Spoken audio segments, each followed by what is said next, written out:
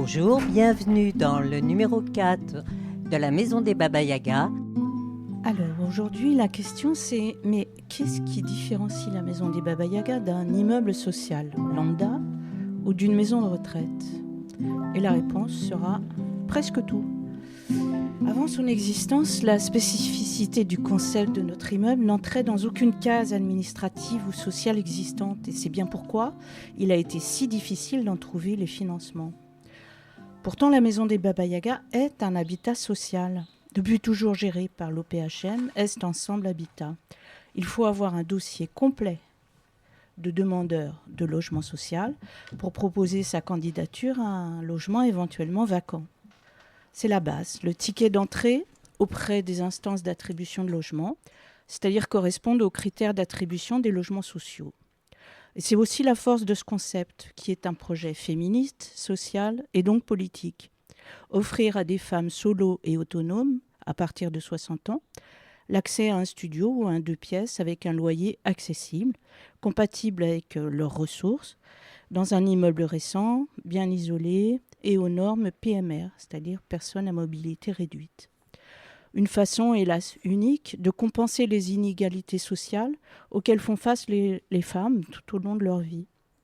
On l'a dit, elles ont moins de ressources que les hommes, malgré une vie plus longue, des carrières hachées, incomplètes, avec la prise en charge quasi exclusive de l'éducation de leurs enfants, du soin à leurs parents vieillissants, et en cas de rupture de leur couple, une obligation de se reloger dans un logement plus petit, plus éloigné, au loyer très élevé par rapport à leur niveau de vie. De plus, dans un contexte où l'accès au logement social est de plus en plus difficile, vu le nombre de demandeurs et le manque de logements nouvellement construits, nous ne sommes plus du tout prioritaires dans ce parcours semé d'embûches, n'ayant plus d'enfants à charge. Alors, ce qui nous différencie d'un HLM lambda, c'est ce que l'on peut y partager entre habitantes. Un jardin solidaire où on sème, on plante, on défriche, on arrose et on récolte ensemble. Une buanderie où des machines à laver sont mises en commun. Une salle commune dédiée aux activités de l'association de la Maison des Baba Yaga où ont lieu réunions, ateliers comme celui-ci, repas partagés, expositions, etc. Et surtout des valeurs collectives que les habitantes sont censées partager et qui font la spécificité de ce lieu où on a l'intention de bien vieillir. Mais alors pourquoi ça n'a rien à voir avec une maison de retraite ? La confusion vient beaucoup de certains articles de journaux qui présentaient, et présentent encore, la maison de Baba Yaga en raccourci et en gros titres comme une anti-maison de retraite ou une maison de retraite autogérée. Par paresse d'esprit, on retient quand même que c'est une maison de retraite, peut-être un peu plus cool, parce qu'on est incapable d'imaginer un concept totalement différent, une autre case pour les vieux et surtout pour les vieilles. Pourtant, ce n'est pas faute de le dire et de le redire aux journalistes, nous n'avons rien à voir avec une maison de retraite. D'abord parce que pas mal d'entre nous continuent à travailler. Certaines sont danseuses, plasticiennes, photographes et ne s'arrêteront jamais. Il n'y a pas de raison. D'autres sont engagés dans diverses associations et continuent à donner des cours, à intervenir dans d'autres structures, etc. Je crois que c'est vrai pour toutes les habitantes, en retraite ou non. On décide de venir habiter ici justement parce que cela n'a rien de commun avec une maison de retraite, une résidence autonomie ou encore moins avec un EHPAD. Et puis on l'a souvent dit, parce qu'on y tient, la maison des Baba Yaga n'est pas en retrait, mais en plein cœur de ville, à 2 pas du métro et de Paris. Thérèse Claire s'est battue pour ça dès l'origine, et c'est fondamental. Ensuite, parce que c'est une structure totalement autonome. Personne ne prend les décisions à notre place. Il n'y a pas d'instance gestionnaire, pas de statut médico-social, pas de directrice, pas de dispositif de soins, pas de restauration collective. Chaque habitante est absolument indépendante, fait ses courses, sa cuisine, et même si certaines, très peu finalement, reçoivent régulièrement des aides au domicile. Enfin, parce qu'il s'agit d'un habitat intergénérationnel dans lequel 4 appartements sont occupés par des trentenaires, hommes et femmes, avec ou sans enfants. On parlait des valeurs que nous partageons ici. Une des premières, la liberté, l'autonomie donc, la vraie, en fait partie. Et on y tient très fort, toutes. L'une des ambitions du projet d'origine était de changer le regard sur les vieux et des vieux sur eux-mêmes. Et ce ne sont pas les stéréotypes de l'agisme qui manquent en la matière. Je me souviens qu'au tout début de l'aventure, en 2013, l'immeuble venait tout juste d'être construit et nous étions en train d'aménager. L'une de nous est sortie de la maison et dans la rue, un voisin très étonné lui a lancé « Ah bon, on vous laisse sortir ?» Fou rire général quand elle nous a raconté ça. Maintenant, je vais parler en mon nom de cette vision de l'autonomie. Je ne me suis jamais sentie aussi libre que pendant cette partie de ma vie, précisément. J'ai eu 2 expériences de vie en couple et à chaque fois, c'est moi qui ai décidé d'y mettre fin. 2 des meilleures décisions de ma vie, même si ça choque encore beaucoup quand je dis ça. Le célibat choisi et volontaire reste incompréhensible pour beaucoup. On m'a souvent demandé pourquoi je n'ai pas cherché à, entre guillemets, refaire ma vie après ces ruptures, mais quelle expression ridicule, comme si on n'avait pas de vie en dehors du couple hétérosexuel. Même si c'est parfois difficile d'élever ses enfants en solo, ma liberté, je l'ai choisie et j'en suis plutôt fière. Je n'ai absolument rien contre les hommes, j'apprécie même beaucoup leur proximité. Mais pas au quotidien, surtout pas. Et cela vaut aussi pour une vie de couple avec une femme. Je ne pourrais pas, je ne pourrais plus. J'ai tendance parfois à penser que la maison des Baba Yaga pourrait peut-être représenter un refuge possible contre les lois du patriarcat. Je me sens d'autant plus autonome que je suis à présent libérée du salariat et du diktat de ce foutu satané réveil. Je continue à travailler, mais à mon rythme, parce que ça me passionne, parce que j'ai encore envie de transmettre, d'avoir des défis à relever. Tant que j'en ai l'énergie, je continue à me battre contre l'injustice et les inégalités, de m'engager pour l'éducation des filles, les droits des femmes, le droit à mourir dans la dignité, l'accès à l'information et à la culture pour tous, entre autres.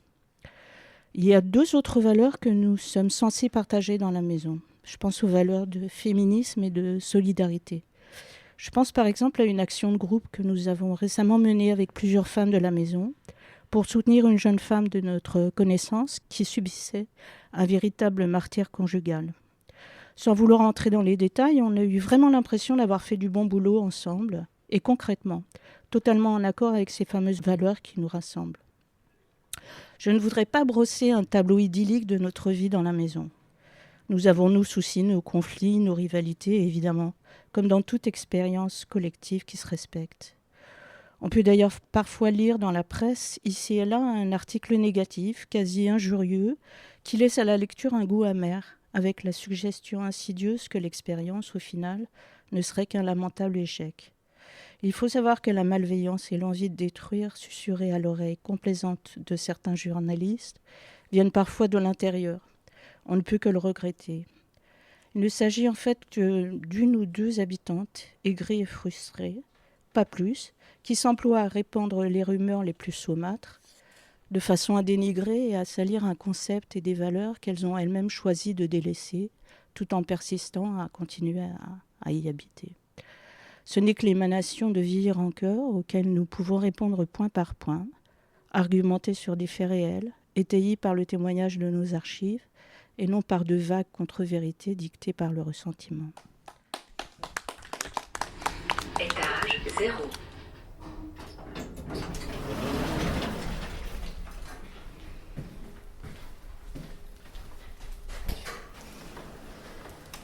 Est-ce que vous pouvez me raconter, vous, pour vous, qu'est-ce qu'elles ont comme incidence dans votre quotidien, ces valeurs de autogestion, citoyenneté, féminisme, écologie, laïcité et solidarité? Sur les valeurs, c'est-à-dire, pour la maison de Baba Yagas, toujours on dit, on a le socle, c'est les valeurs. Hein. Et c'est vrai. Je pense que c'est ça qui fait les liens vraiment, malgré quelques différences, etc. Mais ça fait les liens puisque je pense, par exemple, la solidarité, c'est une des choses clés qui nous aide dans l'autonomie. Il faut dire que ça nous aide dans l'autonomie puisque ça aide à créer déjà les liens. Il y a quelque chose de très humain et on est satisfait de savoir, oui, j'ai ma copine qui habite mon ami, on est solidaire, on peut s'entraider, il habite à côté, si j'ai un problème, je lui donne un coup de fil, je ne vais pas la déranger, mais je donne un petit coup de fil. Hein. Des fois, moi j'admire beaucoup le respect que j'ai appris à avoir en France vis-à-vis les uns les autres, mais des fois il est tellement fort le respect qu'on n'ose pas interrompre ou à parler. Tandis que nous, par une question d'éducation, on a été élevés comme ça. On peut sentir qu'elle a besoin de qu'on dise quelque chose et on est prêt à l'accueillir dans les dialogues. Tandis qu'en France, on a appris à avoir beaucoup de respect. Et je pense que c'est important de le dire, ça. Est-ce que tu te sens libre en habitant ici? Ici, Ouais. au Baba Yaga, Ouais. j'avais très peur. Hein? J'avais une peur horrible. Mais comme mon propriétaire m'a injecté de où j'étais, il m'a donné 15 semaines. L'HLM m'a parlé très bien de Baba Yaga, mais je me suis dit, ma fille, je lui ai dit, qu'est-ce que j'ai fait? Il m'a dit, mais non, va, j'ai entendu des choses sur Thérèse Claire, que c'est très sympa. Elle ne connaissait pas le reste. Hein. Va, tu vas te sentir bien. Et quand je suis arrivée, on m'a montré un lieu plein de soleil. Et je crois que c'est le soleil qui m'a dit, bon, n'importe quoi, le soleil. Et j'ai dit oui, parce que j'étais dans une situation très difficile. Pareil, toi, Flora, tu nous avais parlé de la notion de liberté, notamment avec le fait que tu payais tes charges, tu payais ton loyer. Ça permet d'être plus autonome et responsable. Parce que là, on est responsable de notre vie. Hein. Si on ne paye pas nos impôts, si on ne paye pas notre électricité, etc., c'est-à-dire qu'on est citoyenne quand même et on est responsable. On n'a rien à voir avec un autre type d'établissement, il y a différents types d'établissements. Il faut dire qu'il y a tout un degré d'établissements où les gens doucement deviennent irresponsables dans le sens qu'ils ne fait plus ses comptes, ne fait pas ses courses, et comme ça, ils perdent l'autonomie et comme ça, on perd la liberté. Je pense que c'est très important. Est-ce que pour vous, le fait de préserver cette liberté et cette autonomie, c'est une manière de rester en bonne santé, tout simplement? Ça aide, bien sûr, parce qu'on se bouge. Il y a des gens, et c'est arrivé à plusieurs reprises, une à l'autre, à se dire, bon, il faut que je paye ça, ou que je m'achète ça, etc., de faire un petit boulot, de donner des cours, par exemple, d'une façon hebdomadaire, etc., pour pouvoir se payer des vacances, ou aller avec des copines à visiter, ou aller au resto un peu plus. C'est-à-dire qu'on est responsable toujours. Et je sais que c'est ça qui aide à l'autonomie et ça aide à la liberté. Et là, mais il faut des conditions, parce que qu'est-ce qui arrive avec les vieux? Les vieux, de plus en plus, on essaie de les regarder comme quelque chose qui n'a pas beaucoup de volonté, qui est faible, qui est affaibli, qu'il faut être aimable, mais on ne leur donne pas les responsabilités. Nous, on arrive à un âge où on est responsable de nous-mêmes et des autres aussi. Et c'est ça que la maison de Baba Yaga donne quand même. Ça, c'est très important, parce qu'on n'est pas unique dans ces cas-là. On est là, on est dans l'association, les autres aussi travaillent, aussi courent, on parle de nos problèmes et on est libre puisqu'on est responsable de nous-mêmes. Et alors justement à ce sujet, José, il me semble que tu nous avais parlé, toi, de ton regard, de ton expérience sur justement la question de être objet, être sujet de sa manière de vieillir notamment. Oui, c'est très important parce que tu parlais que tu payais, donc ça te donnait une place. Ton mot, t'as ton mot à dire dans tout ce qui se passe. Mais dans les maisons de retraite, c'est hors de prix. Les gens payent et en même temps, ils sont complètement objets. Et pour des sommes monstrueuses. Et ils sont infantilisés complètement. C'est-à-dire qu'au bout d'un moment, en plus, c'est vrai que j'ai vu des EHPAD où les gens étaient très, très mélangés. Donc, mon beau-frère qui y était, à Paris, le personnel parfait, gentil, tout ça, mettant de l'ambiance et tout. Mais il y avait des gens qui étaient vraiment très très malades, très mal en point, qui criaient, qui prenaient dans les assiettes les uns des autres, effectivement dans des états catastrophiques. Mais c'est vrai que les gens, dès qu'ils arrivaient en EHPAD, ils chutaient. Or, dans les EHPAD, dans tous les établissements collectifs, normalement, je crois qu'il y a quelque chose qui s'appelle un comité d'établissement. Sauf qu'il n'a pas l'air de beaucoup fonctionner, parce qu'on suppose que les gens ne sont pas en état, qu'ils ne pourront pas parler, et la famille pousse aussi dans ce sens-là, parce qu'ils trouvent que les gens en EHPAD, ils sont plus en sécurité que chez eux. Or, en EHPAD, on tombe aussi bien, même dans les maisons de retraite de luxe, on peut tomber la nuit et il n'y a personne pour. Bon.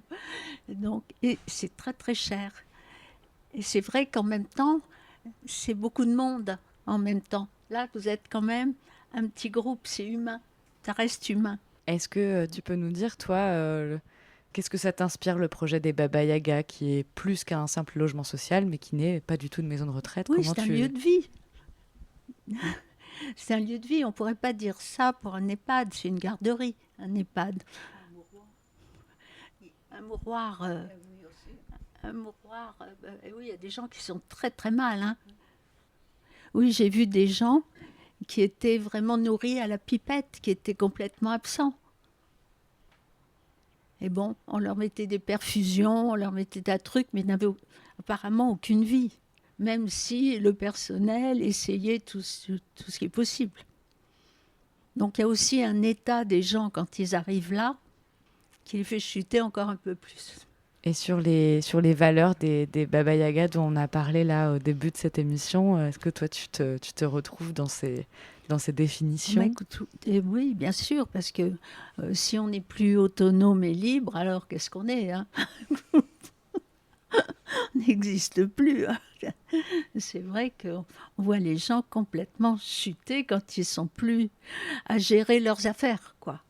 Je pense que José a beaucoup de raisons. Disons qu'ici, ce qui nous tient, c'est parce qu'on a des responsabilités.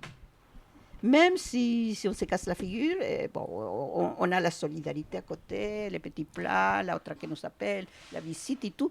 Mais on est encouragé à continuer à être en forme. Si on se casse la figure, on se remet, puisque les autres aussi se cassent la figure. Ils sont en forme après. C'est vous qui gérez.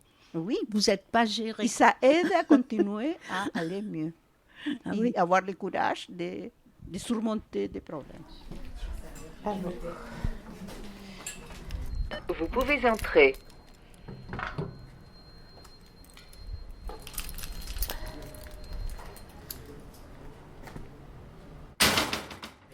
Là, c'est le hall d'entrée de l'immeuble d'habitation, avec la porte qui grince.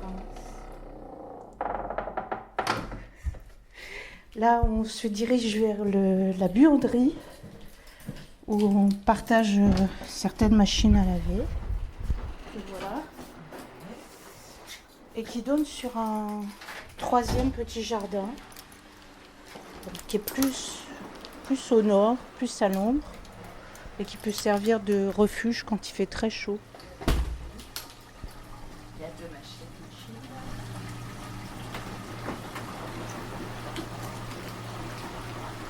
Voilà. Je ne rentre pas dans les détails, mais il peut y avoir des conflits de machines à laver. Là. Donc il y a 6 étages. Ouais. Et il y a combien d'appartements par étage? Ça dépend. Ça dépend. Les 2 derniers, il n'y en a que 2. Ok, ils sont plus grands. Oui. Oui. Voilà. Là, on va chez moi. Du coup, je te fais visiter. C'est gentil. Ça m'est égal. Il y en a qui détestent ça. Moi, je m'en fous, j'assume. J'assume le bazar, s'il y en a. Oui, il y en a. Tu vois, ce qu'il y a de bien, c'est que c'est vrai qu'ils sont lumineux. Ils sont tous plein sud. Ouais, avec le balcon. Très agréable. Ouais, c'est sûr. Bon, tout le monde n'a pas un balcon. Hein. Oui. Et tout le monde n'a pas cette superficie. Moi, j'ai 35 mètres carrés. Il y en a qui ont 25, il y en a qui ont plus, 45. Ok. Ah, merci. Voilà. De m'avoir fait visiter. Je te laisse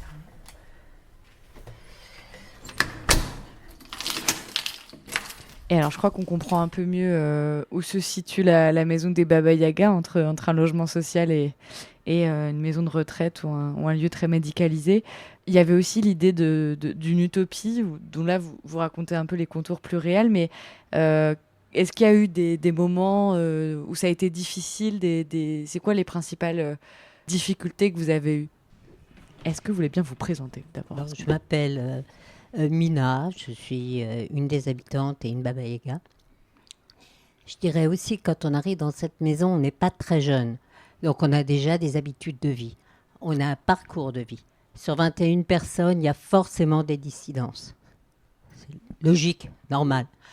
Donc c'est vrai qu'à partir de là, il y a des confrontations qui se font, de désir, de lecture de l'utopie et de la mise en place de l'utopie. Mais ce n'est pas grave sur le fond. À partir du moment où les gens n'ont pas de volonté de nuisance, on s'arrange. À partir du moment où il y a une bienveillance, on s'arrange. Alors on a, là, autour de cette table, j'ai un parcours particulier, il y en a d'autres aussi. Et c'est vrai qu'il y a des activités sur lesquelles je suis un peu plus seule, parce que c'est particulier, je suis artiste. Hein, et je ne vais pas enquiquiner mes collègues avec ça. Bon, moi, les jardins, ce n'est pas trop mon truc, mais ce n'est pas un problème. C'est vraiment pas un problème. Donc, si vous voulez, ça vient de l'intention de la personne. S'il y a quelque chose qui coince, c'est-à-dire que si on a une personne qui a des difficultés naturelles à s'entendre avec les autres, c'est amplifié, parce que c'est un lieu fermé. Si on a des gens ouverts et bienveillants, il y a toujours une résilience. Et en même temps, on a fait une fresque ensemble. C'est un atelier que tu as animé. Je veux dire, bon, on a aussi tendance à partager nos compétences. C'est important. Voilà, tu n'es pas seul dans ton coin avec ton art. J'ai jamais dit ça. Et tu as organisé des expos qui nous ont permis de redémarrer le jardin. Enfin bon, je veux dire, il y a un partage, même si c'est vrai que quelquefois on a un peu de mal à respecter soit son intimité, soit la vie collective. Il y a quelquefois des frictions qui peuvent se faire entre les deux. Bon, on arrive quand même à gérer au bout du compte. Est-ce que vous diriez que vous êtes voisine? Ou est-ce qu'il y a un autre mot pour vous qualifier entre résidentes ici? Je pense que nous sommes effectivement voisines. Alors, sur les voisines de palier, il y a quelque chose effectivement d'un peu plus proche, surtout, bon, comme vous vous en êtes rendu compte, on n'a pas forcément les origines, les ancrages qui viennent d'ici. Quand il y a une langue qui peut être une langue commune sur le palier, qu'on soit né ou pas né d'ailleurs, disons avec la même langue, c'est quelque chose qui est un clin d'œil supplémentaire. C'est vrai que vu nos âges et nos parcours de vie, des fois il y a des petits accidents d'équilibre, on va dire, et que dans ces cas-là, il y a sur le même palier une solidarité qui se met en place. Il y a le côté, sur le palier où j'habite, il y a une des femmes qui est tombée, toutes les autres se sont mobilisées. Enfin bon, quand il y a 21 appartements qui sont occupés par des femmes, ça devient un village. Un village sur plusieurs étages. Est-ce que vous pouvez nous raconter qu'est-ce que ça veut dire l'intergénération ici chez les Baba Yaga? Comment ça se traduit et qu'est-ce que ça vous apporte? Qu'est-ce que ça change à votre quotidien d'avoir cet aspect intergénérationnel? Moi, je suis plutôt contente de voir des enfants dans l'immeuble, de ne pas être que entre nous. Enfin, moi, toi, Carmen, tu avais peur en entrant ici. Moi, j'avais beaucoup peur de l'effet ghetto entre vieilles femmes. Il y a quelque chose qui me plaisait moyen. Donc, je suis assez contente de voir des gens d'une autre génération, des hommes, des femmes. Et puis qu'il y ait des enfants, je trouve ça plutôt joyeux. Comme, pareil, on parle d'intergénération, je rebondis, puisque ça veut dire qu'il y a... Du coup, vous avez parlé d'enfants, donc j'imagine qu'il y a peut-être des couples qui habitent ici. Comment vous expliquez, je sais que ce sujet a beaucoup de représentations, de fantasmes, de mythes, la question du célibat pour les Baba Yaga, comment ça s'est mis en place, pourquoi ça perdure, qu'est-ce que ça signifie pour vous? Je pense qu'on est dans une société qui déjà nous stigmatise dès que l'on a plus de 55 ans et qu'on est une femme. Donc ça, déjà, on a ce problème-là. Toutes, au moment où nous en sommes, on a déjà fait des tonnes d'expériences et on n'a peut-être pas forcément envie de remettre le couvert. Bon.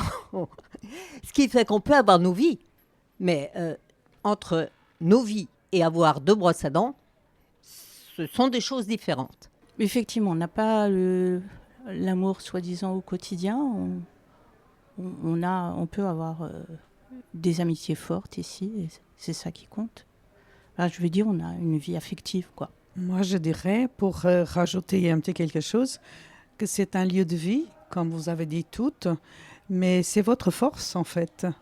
Et ça vous permet d'aller de l'avant et d'avoir une longévité dans votre projet de vie. Elles se gèrent elles-mêmes. Et ça, elles disent, je ne peux pas compter sur personne, quoi. Ça leur donne une force. Moi, j'avais une amie qu'elle devait quitter son logement et j'avais conseillé la maison des Baba Yaga. Elle me répond, mais j'en veux pas qu'on vienne frapper à ma porte à 7h du matin. Et je dis, pourquoi faire? Non, mais elle avait une mauvaise idée de la maison des Baba Yaga. Et ben, finalement, elle a été dans un logement voisin. Et ben, finalement, la maladie est arrivée. Et puis un jour, elle me sort, elle me dit, mais je peux crever ici, il n'y a personne. Je t'avais dit, chez les vieilles, il y a toujours quelqu'un. Il y a celle du haut, si elle n'est pas là, il y a la voisine d'à côté, tu cognes avec un manche à balai, tu tombes, elle viendra, quelqu'un viendra. Et puis, comme il y a des personnes avec des difficultés, l'ascenseur, il fonctionne toujours. Alors que chez mon amie, elle est restée je ne sais pas combien de jours sans ascenseur, alors qu'elle avait un mal à respirer, elle ne pouvait pas descendre. Enfin bref, je t'avais dit, chez les vieilles, il y avait plein de choses. Je dirais juste que la longévité de ce projet, c'est aussi notre longévité. Parce que quand on regarde, on a, à l'initiative, il y avait des femmes qui étaient déjà loin dans le parcours, qui sont parties, mais on n'a pas beaucoup de décès, alors qu'on n'est pas franchement très jeunes. Donc voilà, ça marche ensemble, quoi. Et c'est ça qui nous maintient bien. Et peut-être le secret est là. Avec la tisane, la nouvelle plante oui, éternelle là, en plus, ça, de l'immortalité. Ah oui, là, ça nous intéresse. Peut-être on va faire toute une plantation là, au fond. Hein. Un commerce de tisane de l'immortalité. Oui, ça nous servira pour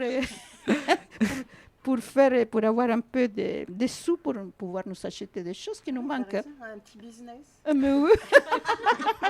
Alors là, parce qu'on a besoin d'une imprimante, on a besoin de ceci, on a besoin de là, ça sort de notre poche. Voilà. Non, mais je sens qu'on peut faire de belles choses encore et ça va continuer malgré, par exemple, la Covid. On a fait des tout petits ateliers de respiration ensemble, des petites choses. Et on a tenu le coup. Hein. On a tenu bien le coup. Merci beaucoup, Flora. Ici, c'est la salle commune où on se réunit, on papote, on discute, on fait nos ateliers, etc. Merci de nous avoir écoutés. Mina, Rose, Grâce. Catherine, Flora, Marie-Christine, Carmen, José,